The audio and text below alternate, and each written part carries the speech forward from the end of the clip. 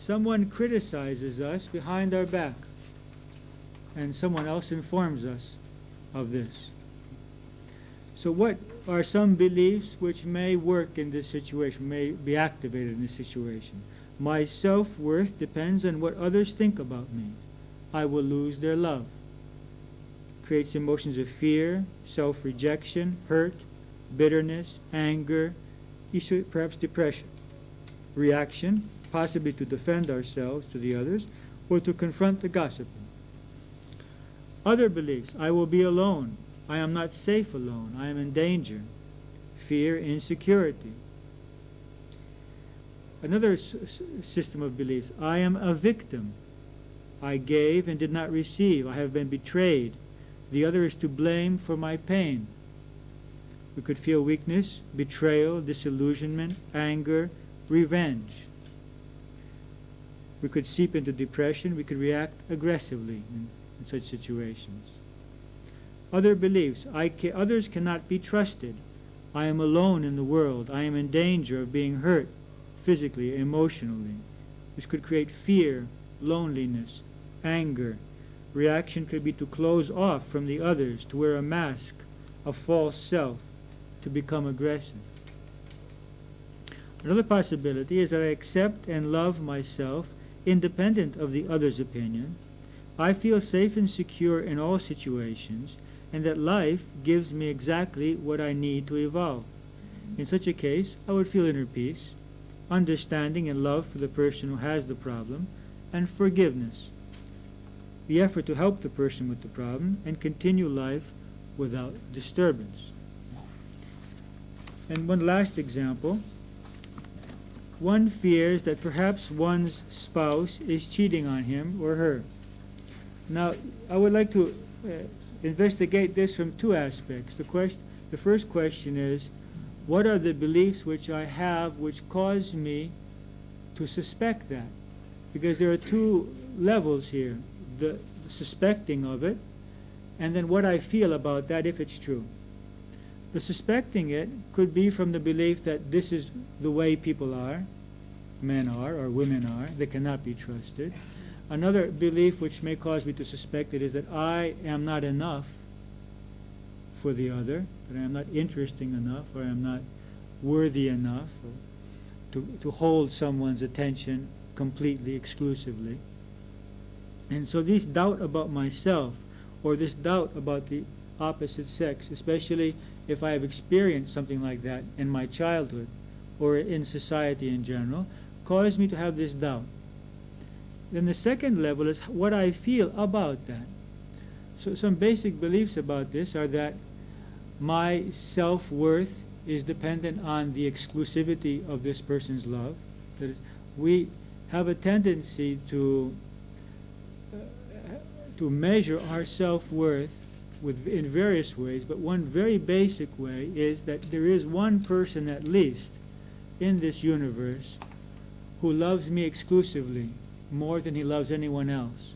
That is very important to us in order to feel our self-worth. It's an illusion, of course. I mean, that doesn't make us worthy, and it doesn't make us unworthy if that person tomorrow loves someone else as much as he loves us or more.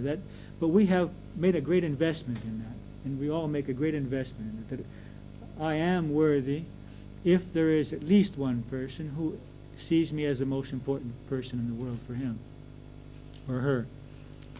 Another important belief, especially for women, and especially in the Mideast and to the east of the Mideast, is that I'm not safe without a man.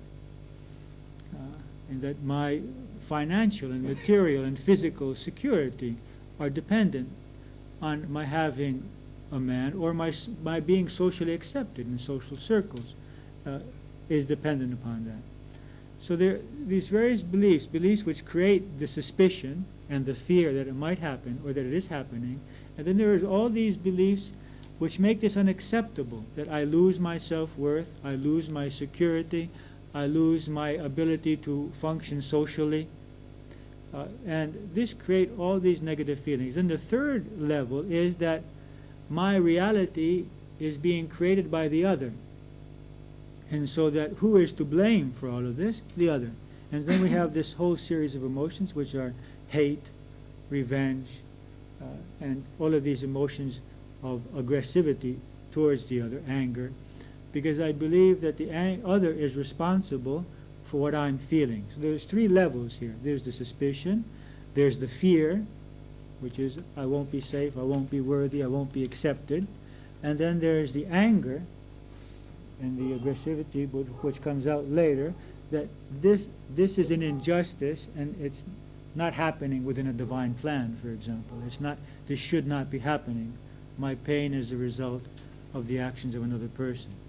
And that remains that way unless we can arrive to enough spiritual peace to go on to the fourth level, which would be forgiveness. And being able to accept that it's not worth carrying this thing within me and beating myself every day with this, because I'm the only one that's suffering through my pain and through my anger at this point. No one else is suffering. I'm just harming myself with this inability to forgive. So these are three examples of how this analysis can be done. We look at the event in the present, in the past, or perhaps even in the future. We try to discover what our emotions are, and we try to discover the specific beliefs which are creating our emotions. And that's as much as that we're going to do for the first few weeks. We're not going to be searching for answers, for solutions, for changes. We're not even going to decide if we want to change. We're just going to learn how to analyze ourselves. Later, we will ask the question, do I want to change anything? And even later, what do I want to change?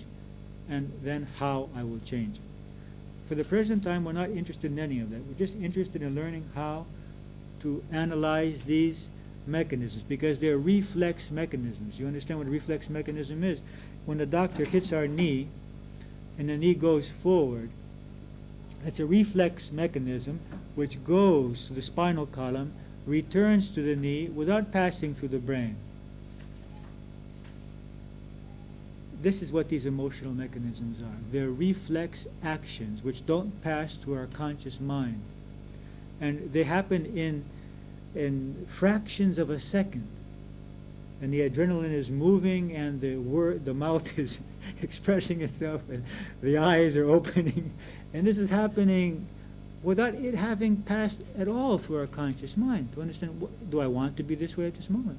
Do I want to react in this way? Do I want my happiness to depend on this person? Do I want my buttons to be pushed so easily by every other person? Do I want to give my happiness to every person that I meet and love and say, you're going to decide whether I'm going to be happy or unhappy, and let them push my buttons all day long? I may want to be that way. I may not want to be that way. This is your choice. Only you can dismantle these emotional mechanisms and take the control of your emotional states back into yourselves. No one else can give you that. And so it's a choice that each of us will make as we analyze ourselves. Any questions about today's session? So the work, just one more. The work for next week is to do about at least 3 analysis. I would like to do and analyze at least 3 situations or events in your lives. Bring them with you next week.